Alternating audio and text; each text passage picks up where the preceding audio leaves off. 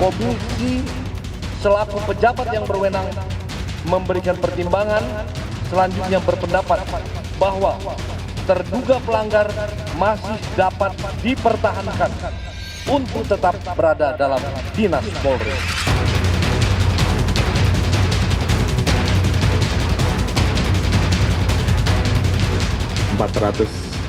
ribu personil kita memang jumlah yang cukup besar, tapi upaya kami untuk terus mengurangi potensi pelanggaran dan tentunya kita dorong anggota untuk terus melakukan prestasi-prestasi.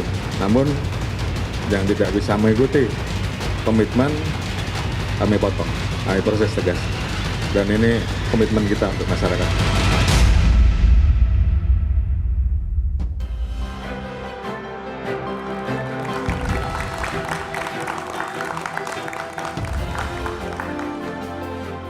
Drama Duren 3 selesai sudah. Semua terdakwa yang terlibat dalam kasus pembunuhan berencana terhadap Yosua sudah mendapatkan hukuman sesuai kadar kesalahan, termasuk sejumlah anggota kepolisian yang terlibat kasus perintangan penyidikan. Meski demikian, kasus peredaran narkotika yang melibatkan Teddy Minahasa masih disidangkan di pengadilan. Ulah Jenderal Bintang 2 ini menambah pukulan bagi kepolisian. Citra positif kepolisian pun merosot tajam. Polri diminta melakukan pembenahan dan perbaikan. Mampukah Polri membenahi diri? Lalu apa saja yang harus dilakukan kepolisian guna mengembalikan kepercayaan publik? Inilah Satu Meja The Forum, Korps Bayangkara setelah drama Duren 3.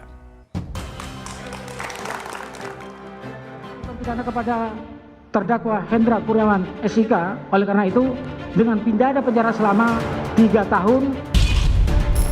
Menjatuhkan pidana kepada terdakwa, oleh karena itu dengan pidana penjara selama 2 tahun. Sidang Hendra Kurniawan dan Agus Nurpatria menjadi puncak dari rangkaian proses hukum kasus perintangan penyidikan kematian Brigadir Yosua, sekaligus membongkar kesewenangan berlebihan dari Ferdy Sambo yang saat itu menjabat Kadif Propam Polri berpangkat Bintang 2. 4 terdakwa perkara obstruction of justice lainnya mendapat vonis lebih ringan ketimbang Hendra dan Agus. Arif Rahman, Cuk Putranto, Baikuni Wibowo, dan Irfan Widianto sebelumnya mengajukan banding atas putusan sidang Komisi Kode Etik Polri dan berharap bisa kembali bertugas di Korps Bayangkara. Asa yang timbul usai Barada Richard Eliezer diberikan kesempatan kembali bertugas di Korps Bayangkara karena diputus demosi bersifat mutasi selama 1 tahun lewat sidang Komite Kode Etik Polri. Bahkan jika mendapat remisi tambahan, Eliezer diprediksi bisa bebas pada pertengahan 2023. Berdasarkan rekomendasi dari LPSK, maka kita bisa berikan remisi tambahan sebesar setengah dari remisi umum. Remisi umum itu adalah remisi yang diberikan kepada narapidana, kepada warga binaan setiap tanggal 17 Agustus. Selain kasus Ferdy Sambo, kasus narkoba yang menjerat Bintang 2 Teddy Minahasa, dan tragedi Kanjuruhan menambah daftar panjang penyebab turunnya citra positif institusi Polri. Reformasi internal Polri seharusnya menciptakan infrastruktur yang tidak memungkinkan penyalahgunaan kewenangan dan kekuasaan secara berlebihan. Polisi itu bukan bagian yang terpisah dari masyarakat. Jadi kalau di polisi ada Sambo, di luar polisi, di masyarakat ada banyak 1000 Sambo dan 1 juta Rambo. Polisi hanya replika dari masyarakat. Ada kasus seperti Sambo karena di luar kita banyak lihat preman di DPR kayak begitu, preman di pemerintahan kayak begitu. Nggak akan habis-habis. Jangan minta polisinya tidak ada Sambo kalau di masyarakat masih banyak Rambo. Korps Bayangkara setelah drama Duren 3 itulah tema Satu Meja The Forum malam ini. Di studio telah hadir Guru Besar Universitas Bayangkara, Profesor Hermawan Sulistyo. Malam, Prof. Hermawan. Ada Sambo, ada Rambo ya. Ada Sambo, ada Rambo. Lalu di sebelah kiri saya ada seorang advokat senior, Todung Mulya Lubis. Malam, Bang Todung. Malam, Budiman. Di ujung sebelah kiri ada Rambonya. anggota DPR Komisi 3 Trimedia Panjaitan. Malam. Malam, Pak Budiman. Dan nanti akan hadir Hasto Atmojosuryo, Ketua LPSK. Sebelum saya memulai dialog dengan narasumber, apakah ada Sambo atau ada Rambo, kita dengarkan terlebih dulu wawancara saya 4 jam yang lalu dengan Kapolri Jenderal Listio Sigit Prabowo. Itu dilakukan di Mabes Polri yang sudah direkam terlebih dahulu. Drama Sambo telah berakhir, semua terdakwa telah dijatuhi hukuman. Bagaimana tanggapan dari Mabes Polri?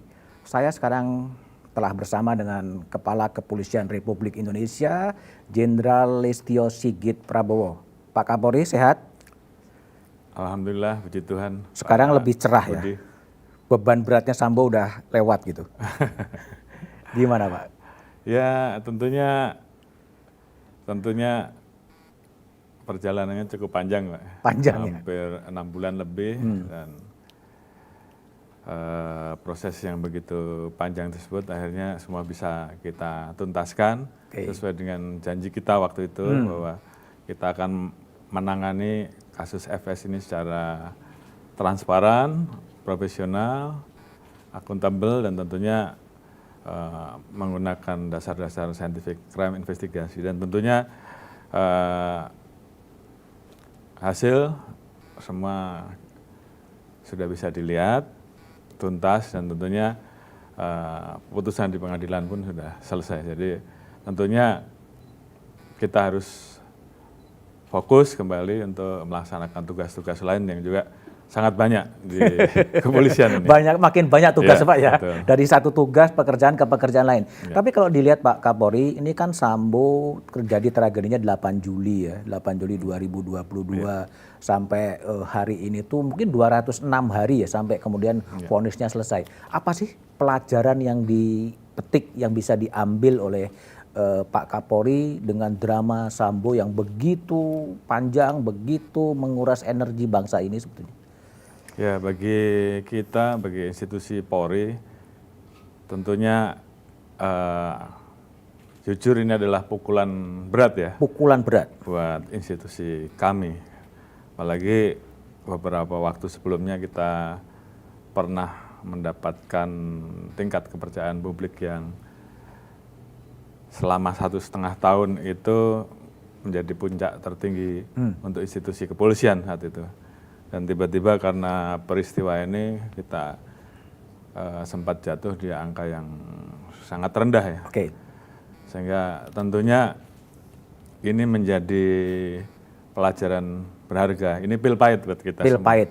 Oke. Ya, namun demikian tentunya pil pahit itu tentunya harus menjadi obat bagi kita untuk kemudian bagaimana kita melakukan perbaikan dalam waktu yang cepat.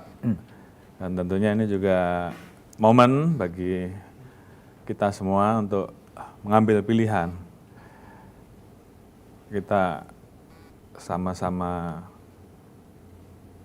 menjaga soliditas, sama-sama bekerja keras, sama-sama berkomitmen untuk melakukan perbaikan baik di dalam kualitas pelayanan kita terhadap publik dan tentunya bagaimana kehadiran Polri di tengah masyarakat pada saat masyarakat membutuhkan itu harus betul-betul dirasakan. Dan yang kedua tentunya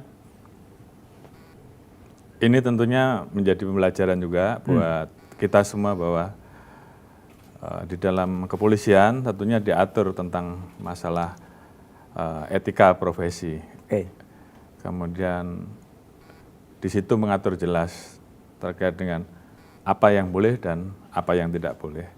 Di dalam pasal 6 di Perpol itu kan jelas-jelas mengatur bahwa anggota itu kan boleh menolak perintah. Boleh menolak perintah. Ya, kalau perintah tersebut dianggap salah. Dan saya kira ini saya ingatkan kepada seluruh anggota agar memahami hal-hal seperti ini sehingga kemudian berani menolak. Dan kalau memang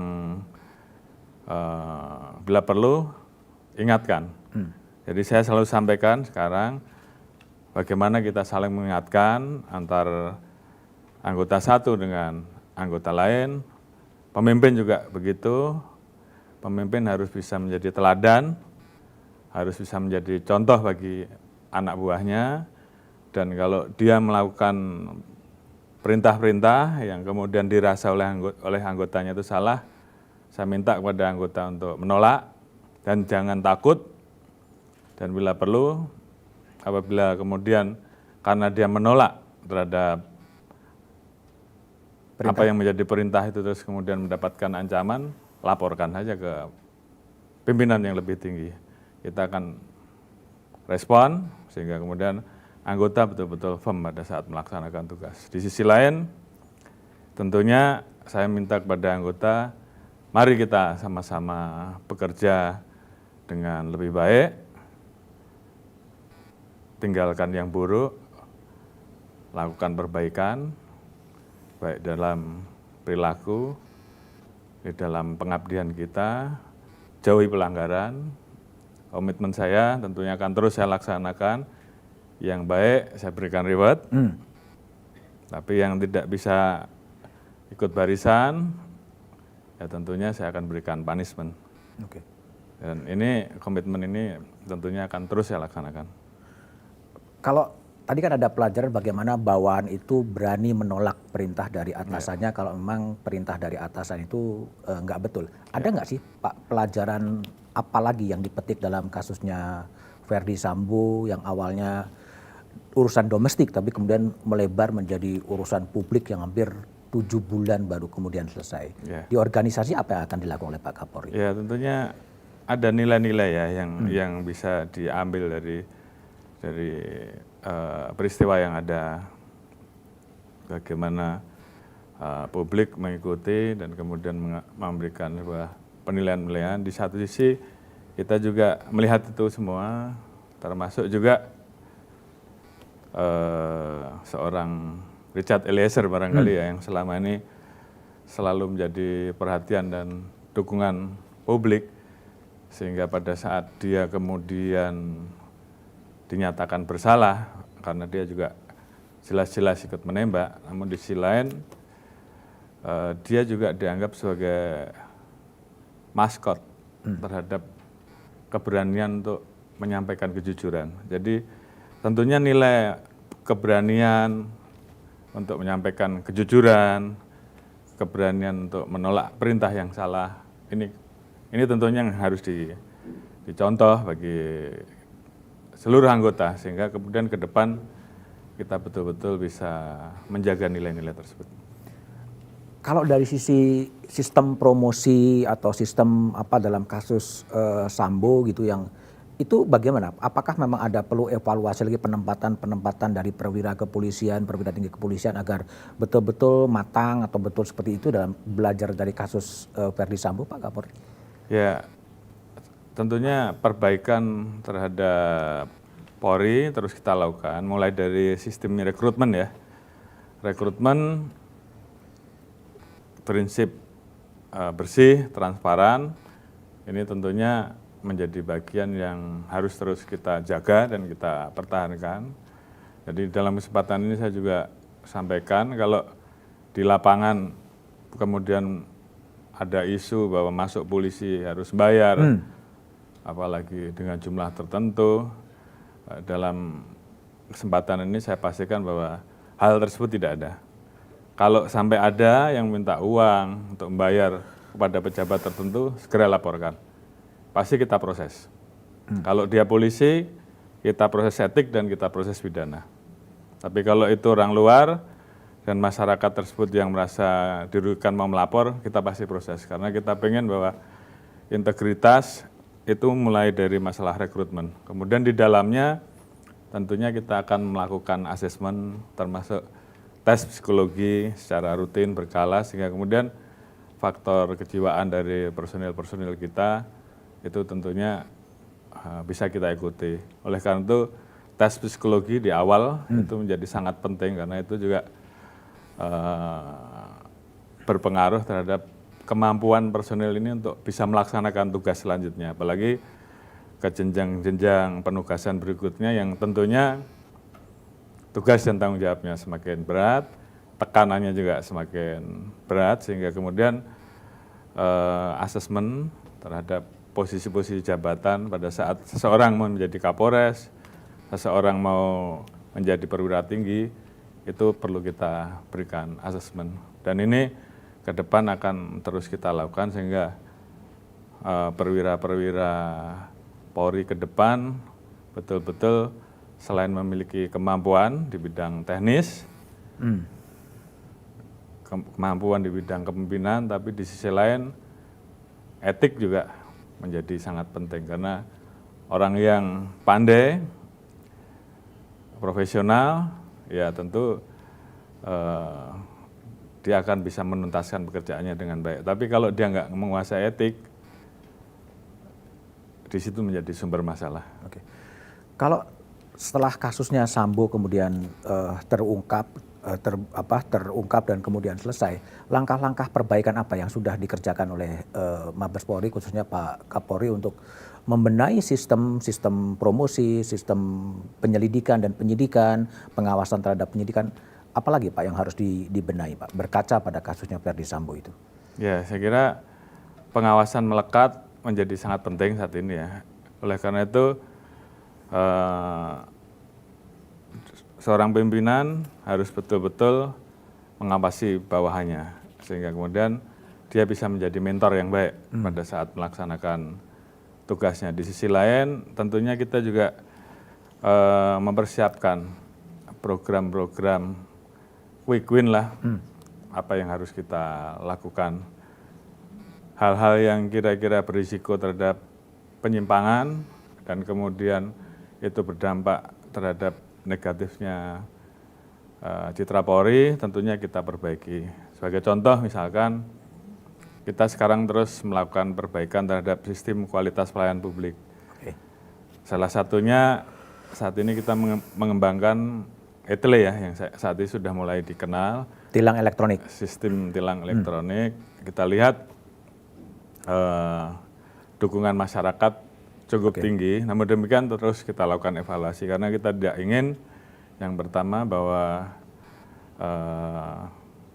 terkait dengan perubahan sistem dari yang manual menjadi online, tentunya di satu sisi kita mengharapkan bahwa resiko penyimpangan berkurang. Oke, tapi banyak juga Pak Kapolri masukan-masukan dari warganet yang kita tampung soal tilang ETLE ini.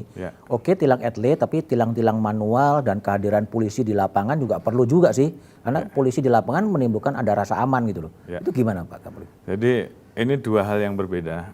ETLE ini kita lakukan untuk merubah manual menjadi elektronik dalam posisi anggota tidak bersentuhan langsung sehingga kemudian resiko penyimpangannya hilang. Namun anggota tetap wajib melaksanakan tugasnya di lapangan, khususnya pada saat jam sibuk, anggota harus ada. Harus ada. Dia harus mengatur, membantu agar lalu lintas berjalan dengan baik, tidak terjadi kemacetan, ataupun kalau ada kemacetan, anggota tetap ada. Jadi tetap ada perbaikan ya. Ya.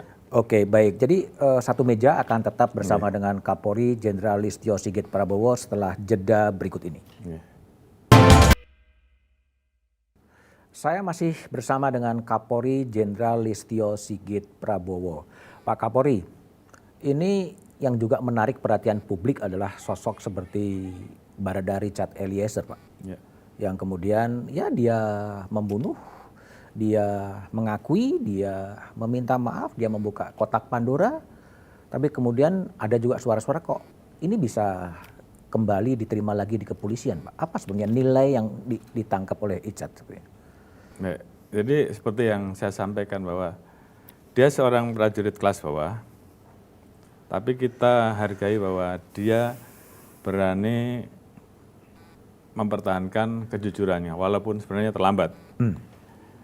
Sehingga mau tidak mau terhadap apa yang dia lakukan dia mendapatkan sanksi dan tentunya kita hormati apapun yang menjadi keputusan hakim. Namun di sisi lain juga ada keringanan yang diberikan kepada dia. Dari sisi kita, institusi, kita melihat bahwa nilai-nilai kejujuran yang ada pada seorang Richard, prajurit dengan pangkat paling rendah di kepolisian, tapi dia menjaga, dan itu bagi kita integritas dia seperti itu tentunya harus kita hargai.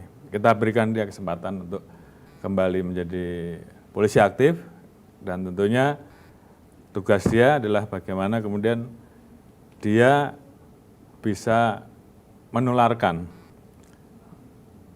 menyampaikan kepada teman-temannya, dan juga terus bisa menjaga nilai-nilai integritas dia, sehingga pada saat kita berikan dia kesempatan untuk menjadi polisi aktif, dia bisa menjadi polisi yang lebih baik.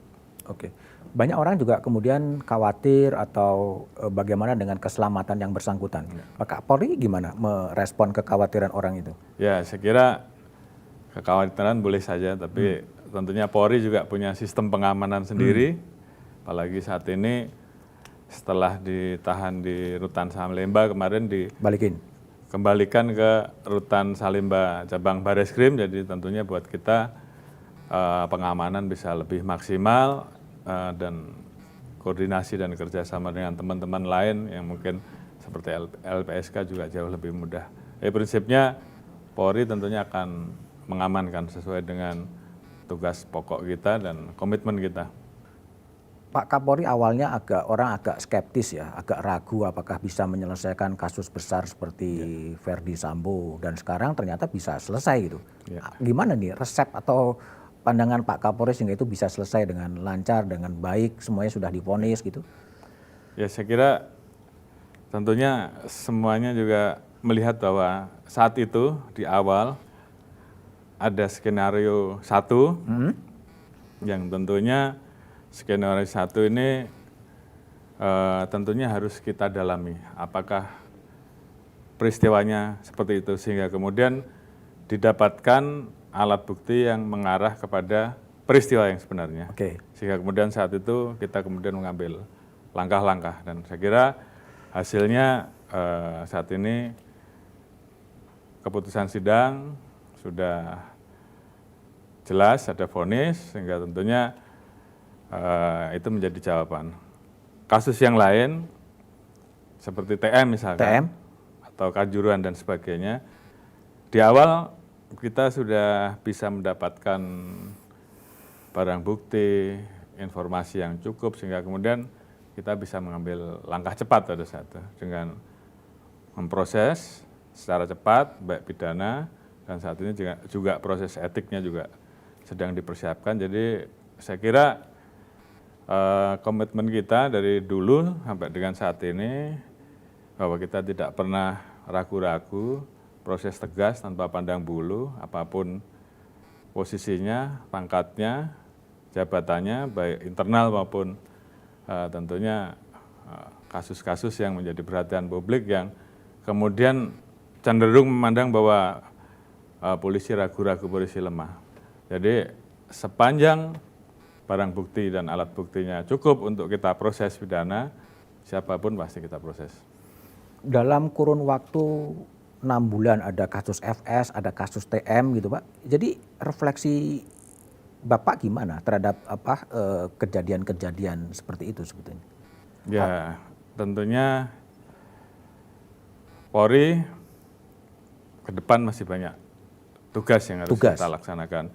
Kita tidak bisa berhenti sampai di kasus ini, tapi bagaimana ke depan kita buktikan bahwa kita bisa melaksanakan tugas pokok kita dengan baik. Seperti tadi saya sampaikan, peningkatan kualitas pelayanan publik dengan menggunakan perkembangan teknologi informasi, ini terus kita lakukan perbaikan, pelayanan di bidang SIM, pelayanan di bidang SKCK, ini pun juga kita lakukan perbaikan, STNK, masalah perizinan, khususnya bagi para pekerja seni, kemudian masalah olahraga, kita lakukan perbaikan, kita mengundang ahli-ahli dari luar negeri untuk memberikan masukan, kita rubah perpol terkait dengan masalah pengamanan bola ini sebagai contoh ya.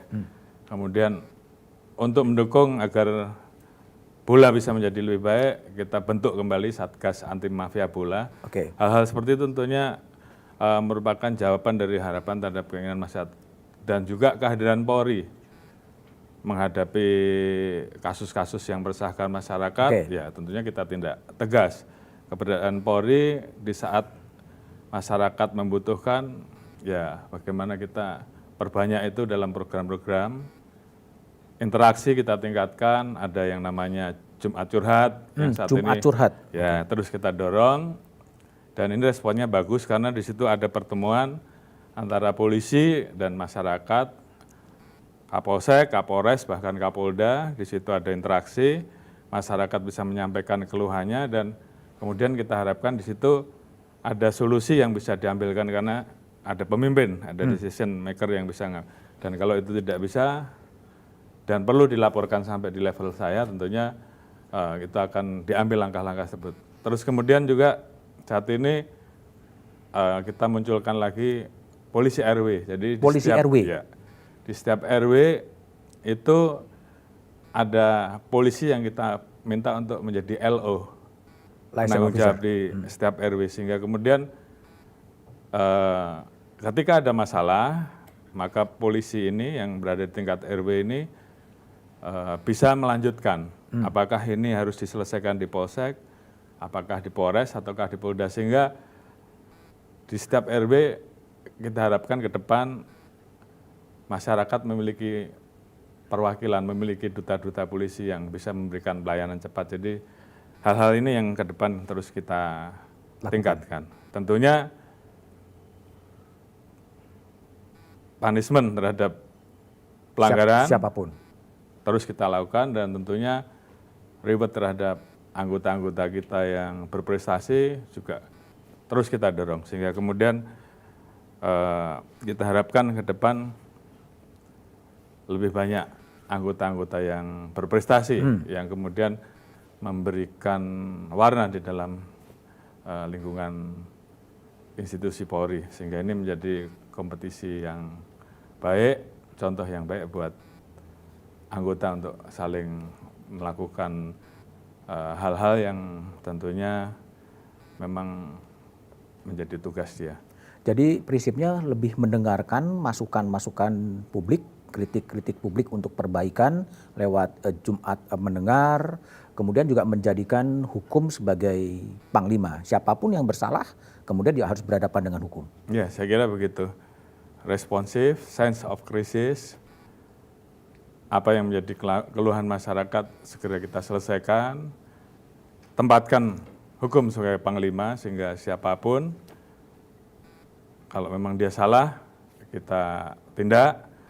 Dan bagaimana kita lebih peduli terhadap hal-hal yang mengusik rasa keadilan publik, mengusik rasa keadilan masyarakat kecil. Karena memang di sini adalah fungsi dan peran Polri untuk betul-betul bisa hadir dan kemudian menjawab apa yang menjadi skeptis, apa yang menjadi keraguan tadi.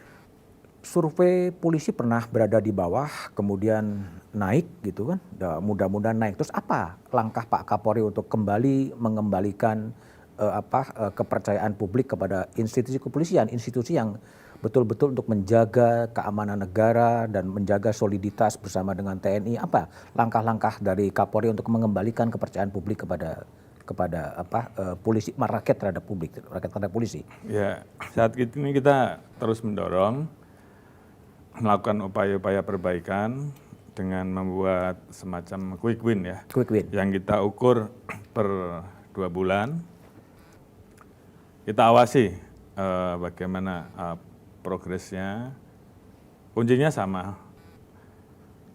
Pelayanan kepolisian yang lebih baik. Bagaimana kita melakukan Harkamtipmas, penegakan hukum dengan kehadiran Polri, dan sekaligus di sisi lain melakukan proses terhadap pengaduan kepolisian, khususnya terkait dengan tindak pidana, dengan tegas.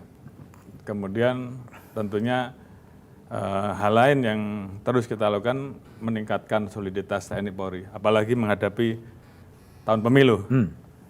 Soliditas TNI Polri bersama-sama turun di lapangan, hadir dan mengawal apa yang menjadi kebijakan pemerintah dalam hal hilirisasi, dalam hal menjaga inflasi, menghadapi bencana, menghadapi karhutlah itu semua tugas-tugas yang tentu mau tidak mau tetap harus kita lakukan di samping tugas pokok kita, dan mudah-mudahan soliditas kebersamaan dari seluruh anggota ini bisa segera mengembalikan kepercayaan publik. Kalau soal ini kan lagi tren ya, gaya hidup mewah yang ditunjukkan oleh berbagai instansi termasuk kepolisian. Gimana arahan dari Pak Kapolri agar soal hedonisme yang sedang menggejala, yang model pamer dan lain sebagainya? Saya kira pasca peristiwa FS saat itu Bapak Presiden juga sudah mengeluarkan beberapa perintah yang kita tindak lanjuti, dan salah satunya adalah masalah gaya hidup pamer barang mewah, dan ini sudah kita tindak lanjuti dengan pembuatan STR, di mana di dalamnya tentunya ada resiko-resiko sanksi yang kita berikan terhadap hal-hal yang seperti itu, dan itu aturannya sudah ada. Apalagi kita membuka ruang pengaduan, ada Dumas Presisi, ada Propam Presisi, dan kita selalu melaksanakan patroli terkait dengan penggunaan media sosial. Jadi kalau di situ kemudian muncul perilaku anggota yang menyimpang, Propam segera turun. Tindak. Termasuk juga begitu ada pengaduan dari masyarakat, dari netizen yang muncul di media sosial, saya minta untuk respon cepat, jadi tidak perlu harus viral, walaupun memang faktanya Viral dulu. kecepatannya juga Lebih cepat. kecepatan media sosial luar biasa. Tapi maksud saya respon hal-hal yang seperti itu, dan saya kira saat ini hal-hal tersebut dilakukan baik di tingkat Polres, tingkat Polsek, tingkat Polda, dan Mabes, semuanya melakukan hal yang sama, sehingga harapan kita respon cepat terhadap peristiwa-peristiwa yang terjadi ini betul-betul bisa kita laksanakan dengan baik. Pertanyaan terakhir Pak, setelah kasus FS, setelah kasus TM, konsolidasi organisasi kepolisian pasca 2 jenderal terkena gimana Pak? Saya kira di dalam beberapa kali kegiatan, di dalam beberapa kali rapat, termasuk Rakernis, kita sepakat bahwa yang namanya saat ini konsolidasi internal, soliditas internal untuk melakukan langkah-langkah perbaikan, ini menjadi komitmen bersama. Dan itu sudah kita tegaskan bahwa ini adalah tugas kita, bagaimana melakukan perbaikan, mengembalikan kepercayaan publik, bagaimana melakukan inovasi-inovasi,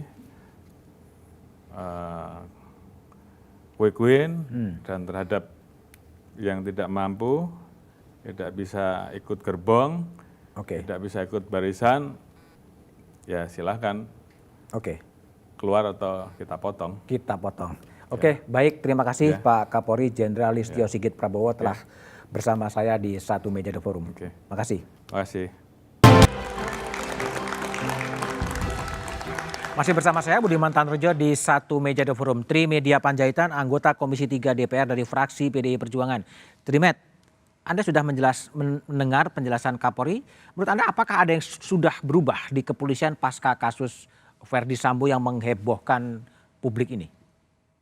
Ada satu, Pak Budiman, bahwa kita mendengar dari para pencari keadilan, kalau seandainya ada proses penyidikan yang kurang benar, di WA itu biasa sekarang ini polisinya langsung takut katanya. Langsung takut. Nah, langsung misalnya langsung merubah cara dia menangani perkara itu. Itu memang yang baru kita dengar di tingkat Jawa ini ya terjadi. Mudah-mudahan itu juga terjadi di luar Jawa ini.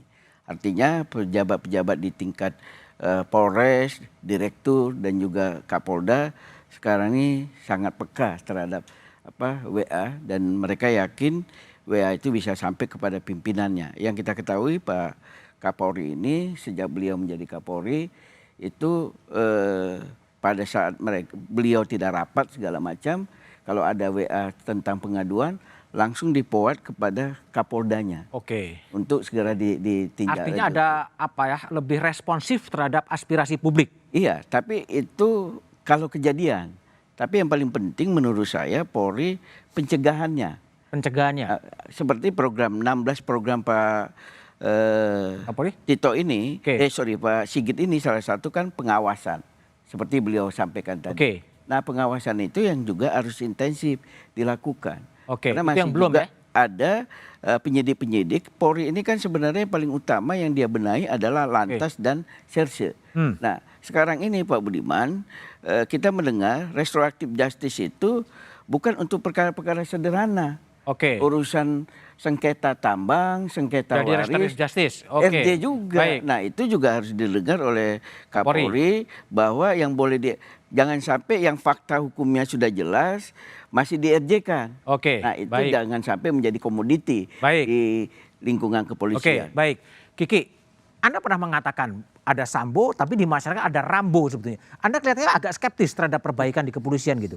Iya kalau masyarakatnya masih kayak begini, jangan mimpi polisinya berubah. Kenapa rekrutmen? Jadi yang salah masyarakatnya? Ya tidak, dua-duanya lah. Kalau lalu gimana kalau misalnya nih rekrutmen masuk sekarang pendaftaran untuk jadi anggota polisi di tingkat Pakpol sampai Bintara. Tanya aja nota dinas dari komisinya Trimet berapa biji, minta tolong, belum yang telepon. Nah kalau mereka masuk garbage in pasti garbage out. Polisi masuk sudah dengan rekomendasi dengan itu. Banyak itu. Bukan ada, hampir semua caranya. Hampir semua dengan rekomendasi? Rekomendasi siapa? Anggota DPR paling banyak. Tapi anggota ada DPR ngasih Kompolnas ya. Dia coba tanya. Dia, tempat dia. Anggota DPR ngerekomendasi untuk masuk ke kepolisian gitu? Saya nggak tahu Pak Budiman. Kalau ada teman-teman yang kayak begitu saya tidak tahu. Tapi Trimet enggak? Saya kalau minta tolong ya kita pernah dong minta tolong. Minta tolong? Nah, minta tolong. Sepanjang yang kita lihat teman apa saudara ini memang track recordnya baik. Ngasih rekomendasi juga untuk rekrutmen polisi Saya kira DPR sekarang tidak akan ada yang berani tertulis ya. Oh tidak tertulis, pakai WA? Pasti tidak tertulis, mungkin paling tinggi WA. Pakai WA? Nah, jadi kalau kita di digital? Ya atau enggak telepon. Ada berarti? Iya pasti ada dong. Berarti betul dong kaki stok aja banyak. Karena begini Pak Budiman, risiko jadi pejabat negara itu kan orang cuma satu kata. Tolong. Tolong uang, tolong jabatan, tolong kerja. Aduh. Nah itu risiko di Republik Indonesia ini. Ada tolong proyek juga banyak. Balik ke Kiki lagi. Sebentar, tadi ada yang menarik dari Kapolri ya, bahwa mengatakan bahwa bawahan itu boleh menolak perintah atasan. Ini merusak struktur komando nggak sih? Tidak, karena di polisi itu tidak ada komando. Komando itu hanya ada di militer. Prinsip pertama dari polisi di seluruh dunia adalah apa yang kita sebut diskresi. Diskresi itu adalah kewenangan individual untuk mengambil keputusan secara individual. Jadi di polisi itu tidak ada atasan. Lalu atasannya polisi itu siapa? Hukum. Jadi kalau dia tahu hukum, oh ini melanggar hukum, diperintah, dia tolak. Gitu. Dan tapi apa berani? Berani dalam setelah kasus Sambo saya kira ada banyak. Masalahnya kan kadang-kadang polisinya juga tidak tahu hukum gitu. Nah ini menimbulkan problem bukan hanya di Indonesia. Di Amerika itu sekarang juga masalah. Karena apa? Harusnya orang datang kasus yang penembakan di sekolah itu. Seluruh polisi datang, nggak ada yang mengambil tindakan karena nanti disalahkan gitu. Jadi menjadi problem juga ketika itu diterapkan. Tidak diterapkan problem, diterapkan jadi problem. Nah batas antara kewenangan untuk mengambil keputusan individual sendiri dan non diskresional itu sangat tipis. Yang tidak boleh ada diskresi adalah kalau menyangkut organisasi. Sehingga atasan itu fungsinya sebagai manajer, bukan komandan. Bukan komandan. Oke, baik. Todung Mulalubis tadi Kiki mengatakan banyak juga sebenarnya polisi-polisi yang nggak tahu hukum gitu loh, sehingga ya ada perintah apapun ya dijalankan aja. Gimana Bung Todung lihat sih dalam berkaca pada kasus Sambo ini? Kalau dikatakan bahwa hukum adalah panglima, ya, mesti atasannya hukum, gitu ya. Saya setuju. Tapi untuk mengatakan bahwa tidak ada perintah, itu juga menurut saya tidak sosiologis. Gitu. Tidak ada perintah gimana? Ya, kalau dia katakan perintah itu kan ada pada hukum sebetulnya. Dia bisa membantah. Tapi secara sosiologis ada atasan, ada perintah. Dan apakah seseorang itu bisa menolak perintah atau tidak? Kalau saya tetap berpendapat bahwa dia bisa menolak perintah kalau itu melawan hukum. Tapi apakah situasi sosiologisnya, circumstantial evidence-nya itu memungkinkan dia untuk menolak? Nah ini pertanyaannya. Dalam keadaan seperti kemarin dalam kasus pembunuhan Yosua, itu sangat sulit untuk menolak perintah. Walaupun dia punya alasan untuk kondisinya menolak. ya? Kondisinya. Bisa juga kalau kita bandingkan dengan kasusnya Ricky Rizal. Dia menolak bisa kok. Setuju saya. Dengan posisi artinya ada yang bisa menolak ya, ada yang juga yang bisa enggak. Ini sangat tergantung pada circumstantial evidence-nya itu. Kondisi sesaat itu. Jadi saya tetap melihat nggak bisa kita lihat hanya dari segi formal saja gitu. Lihat juga dari segi sosiologisnya. Nah, secara sosiologis hierarkis ada. Ada tingkatan gitu. Dia pangkatnya paling bawah. Satu lagi udah bintang 2. Nggak mungkin tidak ada perintah. Nggak mungkin tidak ada atasan. Jadi ya ini perbedaan-perbedaan yang menurut saya satu legalistik, satu tidak legalistik. Tidak legalistik. Tapi Pak Kapolri itu juga mengatakan soal waskat, pengawasan melekat. Apakah efektif dalam kultur yang ada sekarang sebetulnya? Apakah pengawasan melekat itu efektif atau tidak ya sangat tergantung pada banyak hal.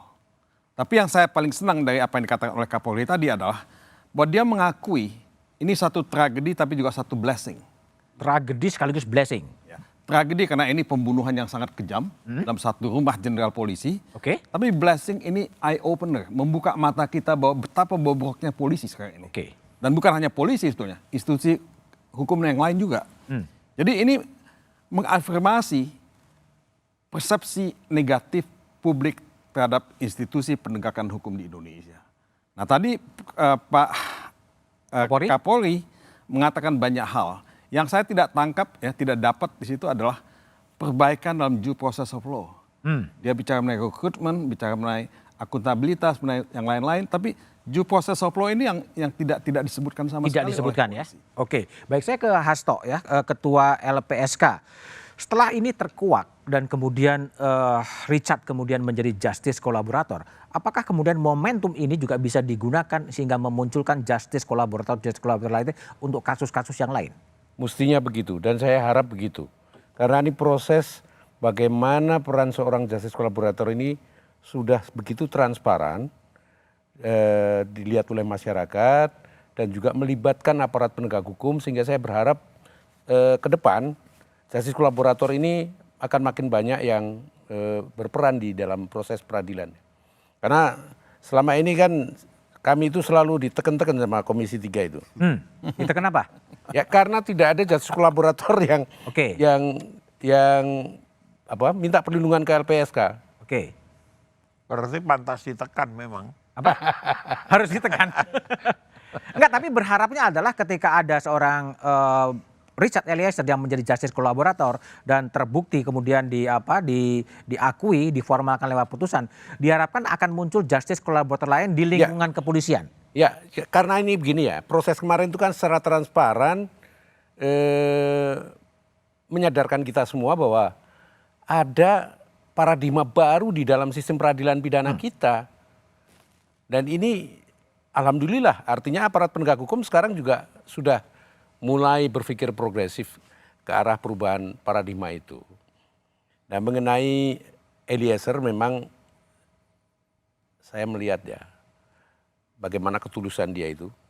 Ketika dia melakukan penembakan itu karena memang ada situasi yang dia sama sekali tidak bisa tolak, tidak ada pilihan.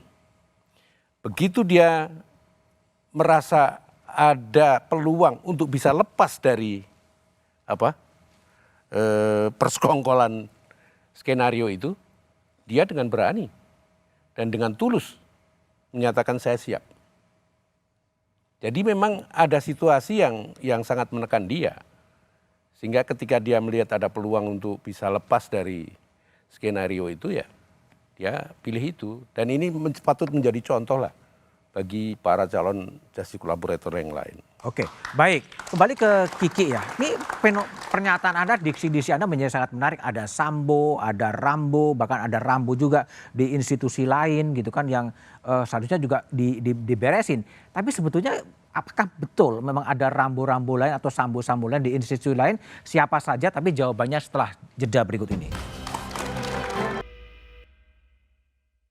Ya kalau harapan saya sih polisi bisa, terutama Polri ya, bisa berbenah gitu. Semoga kasus-kasus ini bisa jadi pembelajaran buat di tubuh Polri sendiri. Bagaimana kemudian Polri ke depan menjaga integritas, objektivitas, dan jangan sampai ada hal-hal yang bersifatnya subjektif. Artinya Polri ini harus membenahi dan mengawasi kebutuhan masyarakat gitu. Polisi tetap adil gitu ya, melakukan sesuai dengan profesional pekerjaannya, melindungi masyarakat, tidak berkompromi dengan hal-hal yang merugikan masyarakat.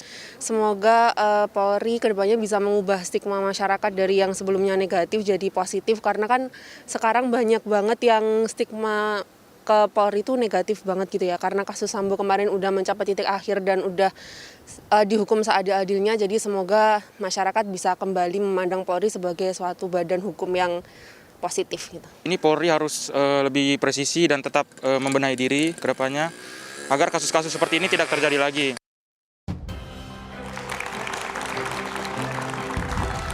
Masih bersama saya Budiman Tantojo di Satu Meja The Forum. Kiki, Anda mengatakan bahwa masih ada Sambo lain dalam bentuk Rambo di kepolisian maupun di lembaga lain. Sebenarnya maksudnya apa sih? Rambo-rambo proyek itu paling banyak. Rambo proyek? Iya. Maksudnya apa Rambo proyek itu? Semua aturan ditabrak, semua itu ya siapa kuat dia yang menang kayak gitu. Itu terjadi juga di Ya kepolisian? kalau procurement saja sekarang sudah di katalog pakai internet, tetap aja masih terjadi gitu. Di lingkungan kepolisian juga? Saya kira tidak ada satupun institusi yang lepas dari itu. Oke. Ya, jadi satu itu. Tetapi ada yang aneh bagi saya, tadi komentar terakhir, misalnya betapa buruknya wajah polisi. Faktanya tiap kali ada pembukaan pendaftaran polisi, banyak juga yang polisi. Paling banyak polisi itu sekarang favorit untuk ke profesi. Bikin survei di kalangan apa yang SMA. terjadi? Nah, kenapa? Ya itu sikap masyarakat kita itu mendua. Di satu sisi mencaci maki, dengan mencaci maki dia pengen mendapatkan keuntungan. Masuklah mau jadi polisi. Oke. Nah, yang terjadi rate untuk masuk polisi itu tidak pernah turun loh. Ketika Sambo kemarin, mana turun? Tetap aja banyak, paling banyak. Tetap paling banyak ya? Dibandingkan profesi apapun, menjadi polisi itu tetap nomor satu. Keinginan publik. Kenapa? Ini artinya apa? Ya itu tadi saya bilang, sikap permisif dari masyarakat itu, logikanya, kenapa lalu permisif? Di satu sisi pengen idealis, di sisi yang lain pengen jadi realistis. Realistis. Gitu. Ya, kalau saya ke polisi, kalau lagi ngajar, saya bilang beginilah, kita ini tidak mungkin jadi malaikat. Omong kosong di Republik ini ada yang jadi malaikat. LPSK, emang malaikat? No. Gak ada malaikat. Gak ada. Ya. Karena manusia semua memang. Iya, setan. Karena kita semua setan. Jadi semuanya setan, dimakan demit. Jangan memilih jadi setan yang buruk. Pilihlah jadi setan yang baik gitu. Todung milih jadi lawyer ya setan yang baik. Ya anggota DPR nilai sendirilah. Gitu. Oke. Anggota DPR Trimedia Panjaitan. Ini evaluasi Anda apa sih setelah dalam kasus Sambo baru selesai muncul kasus Teddy Minahasa, pangkatnya Irjen juga. Apa yang terjadi, Jenderal Bintang 2 dua-duanya yang terjadi sekarang menjadi panggung sorotan lagi. Gimana Anda lihat? Reformasi Polri ini sejak mereka keluar dari ABRI kan 3, Pak Budiman. Reformasi instrumental, kemudian reformasi struktural, dan reformasi kultural. Oke, dalam kasus Teddy dan Enggak, sebentar. Yang tidak pernah selesai di Polri ini adalah reformasi kultural. Ya, sejak itu. Kita lihat perilaku-perilaku polisi tidak pernah ada jalur perubahan. Pak Tito dengan promoternya, Pak Sigit dengan presesinya nggak ada juga yang terlalu berubah. Kalau kata Pak Kiki tadi banyak orang masuk polisi, saya kira pertama memang mereka perlu lapangan pekerjaan. Job seekers. Job seeker juga? Job Iya. seekers. Oke. Dan kedua dia lihat sersan-sersan aja hidupnya udah enak. Oh jadi pengen masuk ke situ? Iya dia lihat contoh itu gitu loh. Termasuk menjadi anggota DPR juga ya? Ya anggota DPR juga seperti itu. Dia lihat juga hidupnya enak. Enak ya? Oh, flexing lagi, pamer lagi kan? Ya lebih banyak yang flexing polisi terutama istri-istrinya daripada anggota DPR. Gini, kalau Anda Komisi 3 punya tugas ngawasi kepolisian, ada kasus Verdi Sambo, ada kasus Teddy Minahasa, yang salah apa sih sebetulnya? Kok jenderal-jenderal sekarang terlibat dalam kasus? Seperti yang saya bilang tadi Pak Budiman, pencegahannya itu yang agak kurang. Konkretnya apa? Ya misalnya kalau seandainya seseorang itu jadi, kan proses assessment sudah jalan. Orang jadi Kapolres, orang menjadi direktur, kemudian apalagi orang menjadi Kapolda. Tapi setelah itu bagaimana pengawasan terhadap mereka itu yang kurang. Sebelum ada kejadian. Kalau sudah ada kejadian selama Pak Sigit ini sejak beliau tanggal 20 Januari 2021 di fit and proper di DPR jalan semua. Oke. Tapi kalau ada kejadian, nah sebelum ada kejadian itu yang kurang. Apalagi kalau seandainya itu tidak viral, ya. Tapi kalau itu viral langsung disikat. Tapi kalau pengaduan WA seperti itu walaupun dibaca lamban. Apalagi sekarang kan di Mabes ini ada Karawasidik. Keluhan dari masyarakat pencari keadilan, perkara yang kecil-kecil juga di daerah ditarik oleh Mabes, oleh Karawasidik, oleh Bareskrim. Nah itu juga yang harus ada kontrol. Primet, jadi kalau Anda lihat setelah kasus FS, kemudian kasus Teddy Minahasa, ini peristiwa-peristiwa yang kebetulan terjadi begitu? Saya kira iya. Dan ini memang... Atau memang puncak dari gunung es yang tubuh kepolisian kemudian muncul. Jadi begini, banyak Pak terjadi Budiman, begini. orang sekarang ini kan paling gampang memedsoskan. Ya. Kalau cerita soal Pak Teddy Minahasa, barang bukti dirubah, itu kan udah sering kita dengar. Sudah sering? Iya. Hanya nggak terungkap aja gitu? Tidak terungkap saja, tapi beraninya Polda Metro tidak menjaga ada namanya Teddy Minahasa, itu kita apresiasi. Oke. Buktinya narkoba Polda Metro itu promosi. Jadi direktur narkoba di Mabes Polri. Nah itu kan bagian dari prestasi yang dia lakukan. Kalau selama ini kan kita lihat kalau sudah menyangkut jenderal itu dijaga.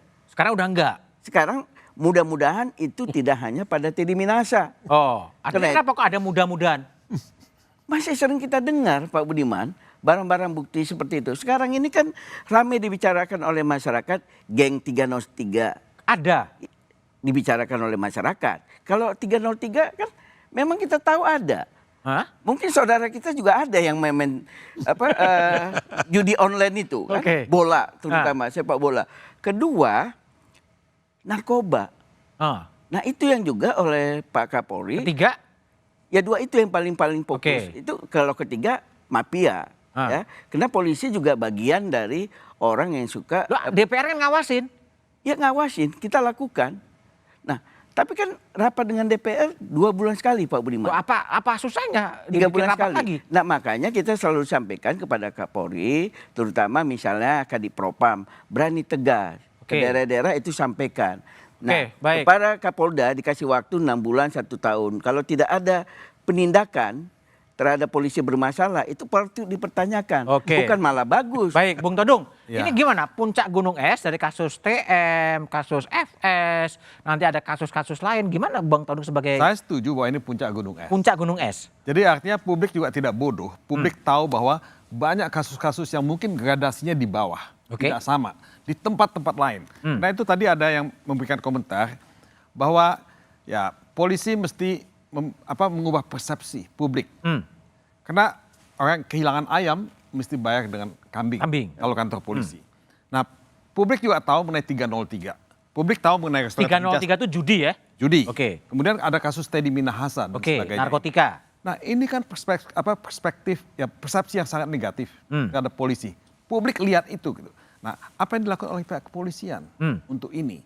Nah belum banyak yang dilakukan. Kita baru dengar statement kepala Kapolri itu bagus-bagus, tapi saya nggak melihat kok. Tadi saya sebut apa yang sudah dilakukan untuk due process of law di tubuh Barreskrim, di tubuh kepolisian. Kalau misalnya hanya tilang elektronik, Bung Budiman, saya apresiasi itu, tapi itu tidak cukup. Ini masih menandakan bahwa sebetulnya reformasi kepolisian yang sering disuarakan itu gagal atau seperti apa? Tapi jawaban Bang Todung setelah jeda berikut ini.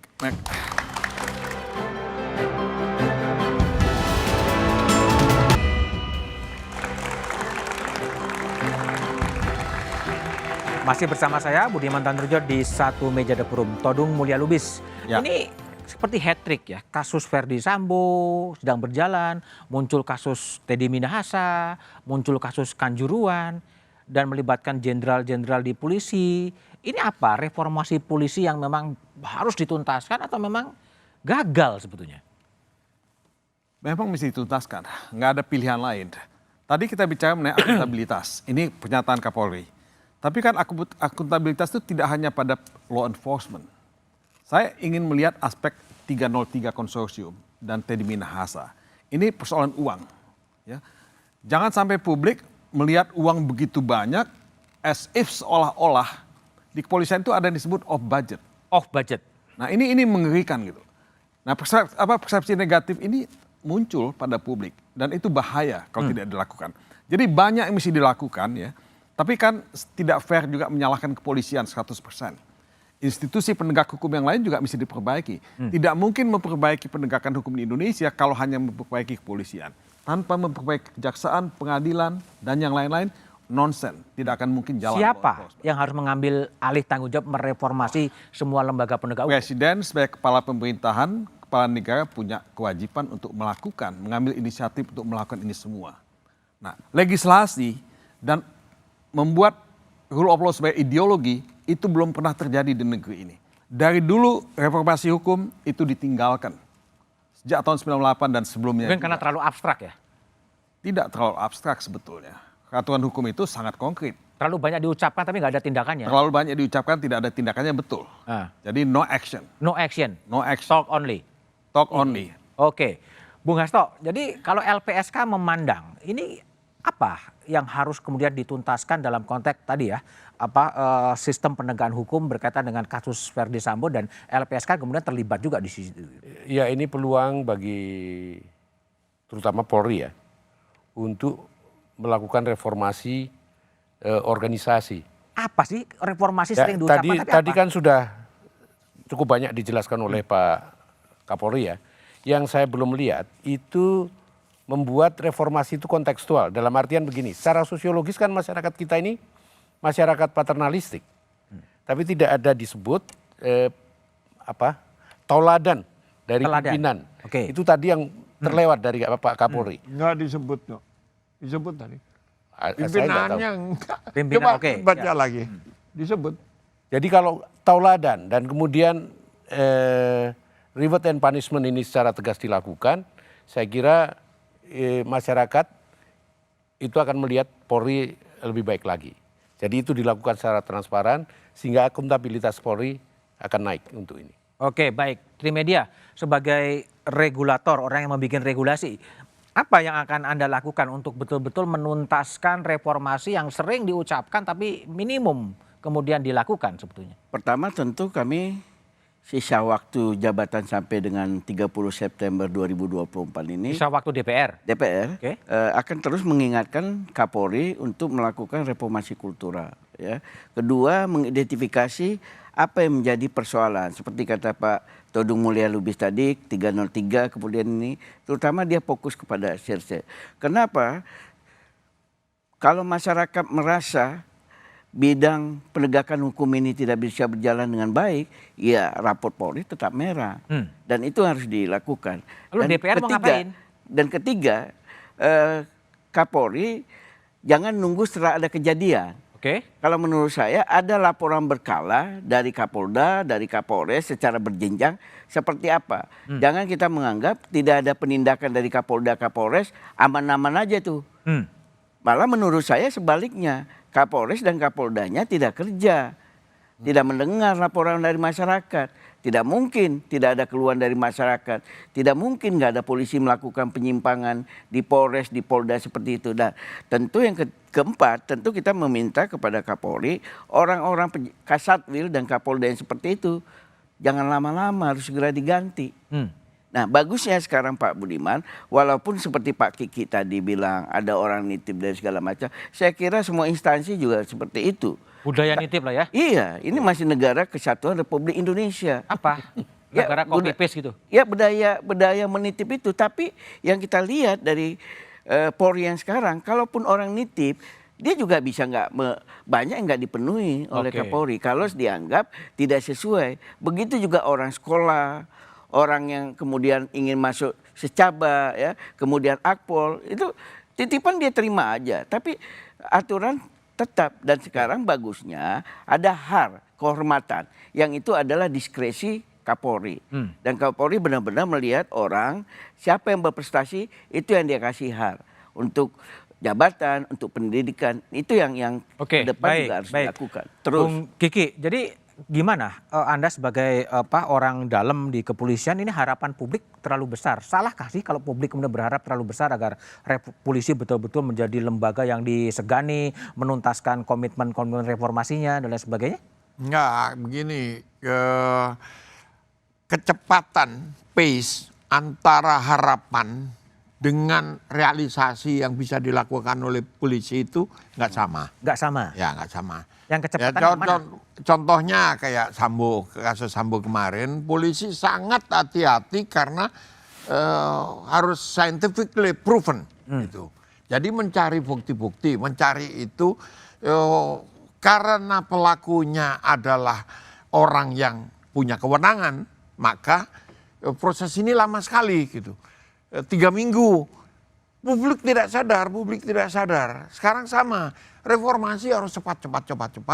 Sementara polisinya ini tidak cukup cepat karena menangani 450.000 anggota itu tidak mudah.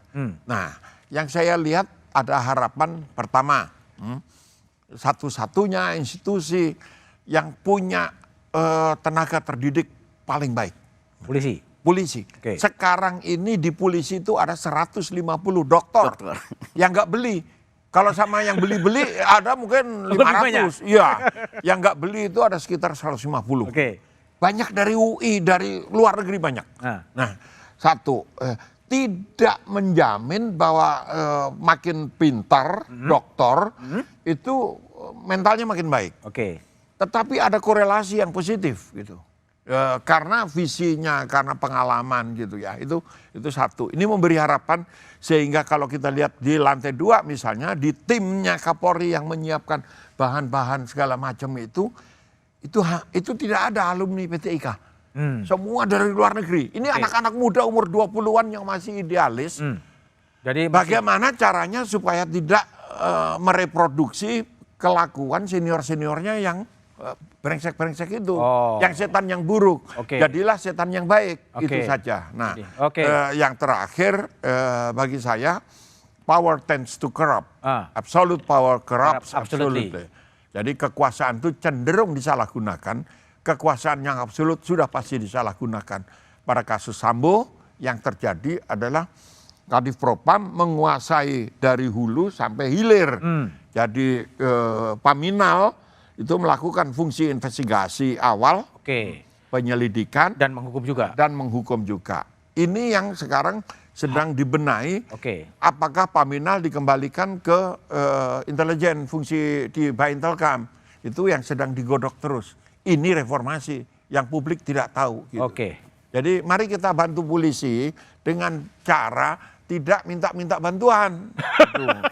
Tidak minta bantuan ya Mas Eko, Kiki, Bang Todung, dan Trimedia, jangan minta bantuan lagi. Terima kasih telah gabung di Satu Meja The Forum. Termasuk Mas Kiki. Skandal Verdi Sambo adalah pukulan. Bukan hanya pukulan bagi Polri, tapi bagi kemanusiaan. Pukulan itu memang berat dan menyakitkan. tapi harus diselesaikan. 205 hari bangsa ini dipermainkan oleh drama Sambo. Sejak 8 Juli 2022 saat tembakan diletuskan dan mematikan korban. Sampai 27 Februari 2023 saat terdakwa terakhir dijatuhi hukuman. Palu hakim telah diketukkan, kebenaran persidangan telah diungkapkan, keadilan telah coba dihadirkan. Puas dan tidak puas adalah kebiasaan. Tapi yang pasti untuk sementara ini kejujuran telah dimenangkan. Vonis bukan akhir, vonis adalah awal perbaikan. Demikian Satu Meja The Forum malam ini. Sampai jumpa pekan depan. Selamat malam dan terima kasih.